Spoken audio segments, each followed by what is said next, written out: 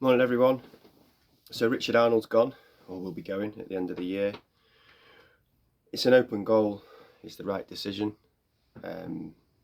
It might appear to be proactive and brave, but really if I was speaking to Sir Jim Ratcliffe, what I'd say is if he's made the decision or that he's kind of pushed that decision, I'd have preferred if he'd looked at the real problem, and that's who appointed Richard Arnold in the first place, and appointed Ed Woodward, and appointed John Murtagh, and appointed the wrong managers over the last 10 years, and been brave enough to come up with a deal that would hopefully get them away from our football club. Then you'd be a hero.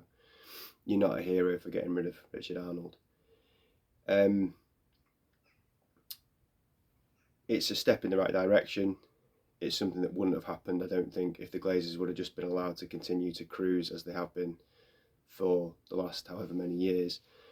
The replacement is just as important as the fact he's going. So who's going to replace him? At the moment, it's looking like it's going to be an interim replacement. Patrick Stewart, not the Star Trek actor. Never heard of him, don't know who he is. So is that, he then basically just gets shut? Does that just then become his role, or is there a serious process here where we're looking at a proper CEO who can run the football club properly? So I'll wait and see what happens before getting too excited. I think it comes to something, and your club is in an incredible mess when the CEO of your club can leave, and it's not really that big a story. It's like, he needs to go. And what are you going to do next? So, open goal. I'm sure there'll be your gullible people who'll be jumping on this and saying that's it, the start of the revolution started. It's going to be, up plain sailing from here. We're cruising into title after title after title. We're going to win the treble again because Richard Arnold's left. You'll get those idiots on Twitter, I'm sure. It's a very small positive step, is what it is. And he's just collateral damage. Like, the Glazers don't care about people like him, I wouldn't have thought. In the bigger picture, it's all about whether they still retain control, and they'll let little battles like that go, I'm sure. But the bigger battles are if Sir Jim Ratcliffe has full control of what happens to the sporting side of the club, the football. I don't know why people keep saying sport is football, the football side of the club. And I'm not overly convinced they're going to let that happen. Let's hope it does. Gary Neville's point holds ground and holds relevance still. How can you change a culture that's so toxic when the overseers of that culture, the cause of that culture, are still actively involved in the decision making at the club and really still running the club, essentially? It's very, very difficult. Brings me to something that someone who made a comment on one of my a couple of my videos, kind of alluding to the fact that I only really talk about the Glazers and what about the players and the manager. The players at Man United are allowed to be as they are because they're overpaid and under-challenged. They are getting paid title-winning wages for mid-table performances, and they know that, and they know there's no threat of them being chucked out of the club, or because we can't get rid of them because they're on too big, their wages are too big, so other clubs aren't going to pay that. So they're safe as houses without having to do anything, without having to be brilliant. City's players are overpaid, but at their club, if you start to dip, you're out. And there is a standard of expectation. There's expectation, should I say, of excellent performances on the pitch. There's no standards or expectations at Man United. I spoke about that before, and that's set from the top because the only thing the Glazers care about is money. Gary Neville was on the Webby and O'Neill show a couple of weeks ago, and Tony O'Neill said the Glazers don't care if United win titles, they just want to get high enough to get into the Champions League so they earn their pot of money. And Gary Neville disagreed with him and said, like, I'm sure they really want to win titles. I don't think they do. Not for a second. I think if you gave them a choice between winning a title and not winning a title, yeah, of course they're going to say we want to win the title, but they're not driven by it. They're not obsessed by it. There's not a culture there that you can tell. There's not a culture there that exudes a club that wants to go and be excellent in every department. There isn't, and everybody knows that, and we've got 10 years of evidence of that. So everything comes back to them. Now, okay, the people they've appointed have been Ed Woodward and then Richard Arnold, and one of them has gone, and that is positive because it's a correction of their mistake. But whilst they're still there, I struggle to be overly optimistic. Whenever I think of worst case scenarios under the Glazers, I have to, if there's an upcoming potential decision to make or a big moment for the club, I always think, lower your expectations, lower them a little bit more again, lower them a little bit more again, go to your worst case scenario, go beyond that, and that's somewhere whereabouts you'll get. And this takeover is a perfect example of that. We had so much excitement about it, for me personally, of what could happen here. You had a person that would pay over the odds for the whole club and completely redevelop the club, and we can't conveniently forget that was the case. I'll come back to that in a moment. We had that there as an option. We had Sir Jim buying the whole club, which was far less attractive option, but still an option nonetheless. We had Sir Jim buying 70%. We had him potentially buying 50%, as said at some point. We're getting way too. My worst case scenario is him having 70%, and people forget because they want to accept and they want to try and move on. I understand that, but people forget that everyone went absolutely bonkers when it was suggested that Sir Jim was going to take 70% of the club and keep the Glazers there, not even with any power. People went nuts about it. Remember that rungs of the ladder thing I did in one of the other videos? We are way down the rungs of the ladder, going to 25%. So okay, let's look at that 25%. Let's look at that as a whole new decision, if you like. That's what's been decided, so we have to get used to it, we have to accept it. Okay, so 25%. So within that, what's the worst case scenario? The worst case scenario is we've got £1.5 billion when we needed 3, because the club's been neglected for 18 years and we're desperate. There is a huge chasm to make up for us to become. We need £3 billion spending to come to par with Newcastle, Tottenham and Arsenal. Not even, and I hate to say it, not even City, Real Madrid, the clubs that are going to be dominant in Europe in the next few years. So we need £3 billion spending on us, and we were getting 1.5.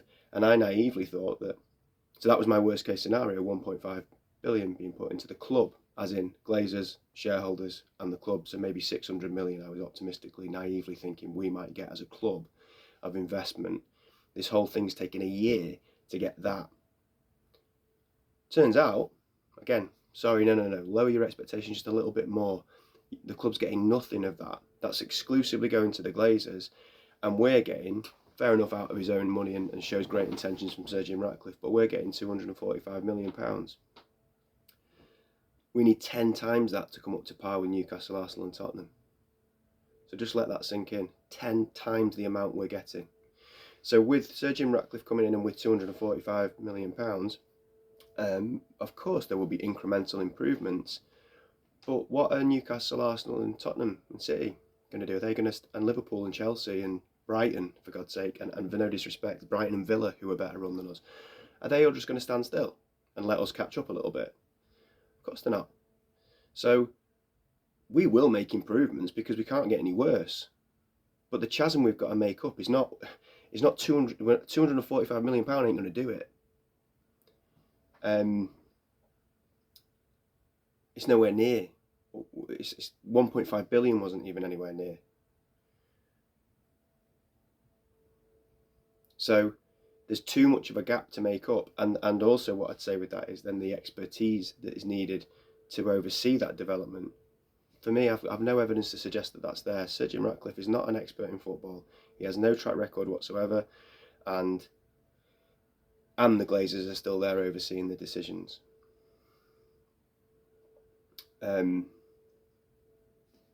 So for me, it's still hugely underwhelming with what's going on. The spin that was always going to come out for Sir Jim Ratcliffe. We were warned about that 3 or 4 weeks ago when it was announced that he was looking like the likely person to win, for want of a better expression, in this whole thing and get 25% of the club. We were told spin was coming, and we're told, you know, he might put over the next few years, he might put 2 billion into the club out of his own resources.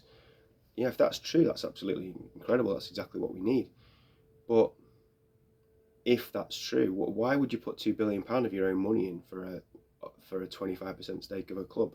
Oh, because he's going to buy the whole club. So he's going to buy the whole club, which is going to cost him about £7 billion. And on top of that, put £2 billion in. He couldn't afford to buy half the club without loans. So I'm not sure how he's going to do all that. I'm not sure how that works, and I might be naive and be wrong with that, but that doesn't make sense to me, how he's going to achieve that. I think it's spin, and I think it brings me back to what I was going to say about Qatar. People are coming round to it because we have to. I wanted a full sale of the club. I wanted the 92 Foundation to own us. Not surprisingly, we've got the most underwhelming version of this that you could possibly imagine, again, because it's the Glazers, worst case scenario, and then you make it even worse and make it even worse, as I was saying earlier on. That is where we're at. So you walk away from the club, or you accept and try and process this. And I'm in a processing process at the moment. But so I understand, but you can't just conveniently forget that offer was there to do everything that we needed. A year and a half ago, when Sir Jim Ratcliffe was first being kind of mentioned as someone who might come into the club and do exactly what he's doing now, actually, that was said, that he would take a small stake first and then with a view to full ownership over a period of time. That was said 18 months ago. A few people have forgotten that. I'd have snapped your hand off for that, because at that point there was no inclination that the Glazers were going to go at any time in the foreseeable or even long-term future. So it was, that would have been amazing as an option then. But as I say, you can't conveniently forget that the other option we had was a full sale of the club. And even with Sir Jim, there was an option that he was going to buy 70% and the Glazers would be silent partners, which, as I say, people went absolutely bonkers about.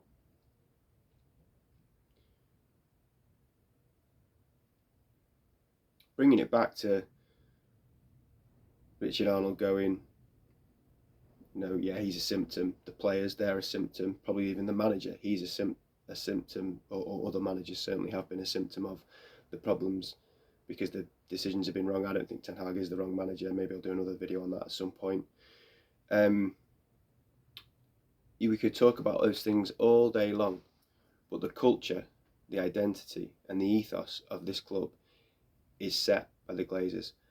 And we are in such a position that, and Mike Keegan did an article on it today about the stadium, that the stadium, even just to be repaired, I imagine, to some degree of being properly safe and not pissing it down with rain into the stands every time it rains, that the toilets aren't leaking, that there's proper facilities everywhere. Even just to do that's probably 500 to 750 million pounds, I imagine.